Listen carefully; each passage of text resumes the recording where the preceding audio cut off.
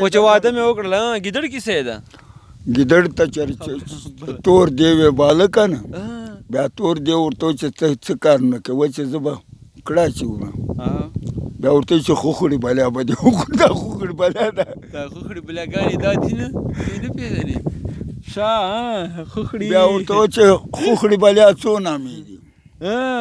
بیا ورته ویله چې یو خو دا سکوڼ ودره وایي چې ترنګولی نسته ودرېږي خو غوسکی سړی ودرېږي پښې یې غوټه شي بیا چا ورته وایي چې اخو زمری ده بیا ورته وایي چې خر راوله بیا خر ورته راوسته ودره بیا ورته وایي چې هډوکې مور یې دارو مه کوه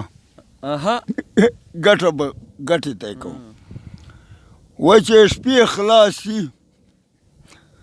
پړی پرېږدي زه له کوره نشم وتی بیا ورته ویلي چې وایي چې له کوره نشې وتی په د کلي زمری وروردی شم بیا پیشو یې ورته وونګېده خره خو پړی پرېږده خره خو پړی پرېږده میاونجي ته یې بیا څوک نه شو تم کېدی خر خو لاړو ښځه خو وښورېده ټپ ته لاړه له ټپ چې هلته خو زمری پروت و اوس دا کله د کېږي نیمه شپې عمل ده په ټپ چې زمری پروت ده خو داسې به و رستن ځای خو وي بیا چې په ټپ چې خو خر پروت و هغه پروت ته یعنې خر خو خدای چې چرسې به تللی وي که نه ښځه خو راغله کور ته ودرېده چې نه شم مینده سړی پسې ووتی ویل چې ما ښځه پې ډډه وکړې تاسې به بیا روغ پاته شو دغسې ده بیا یې خو کړه چې بیج راوو زمري وویل چې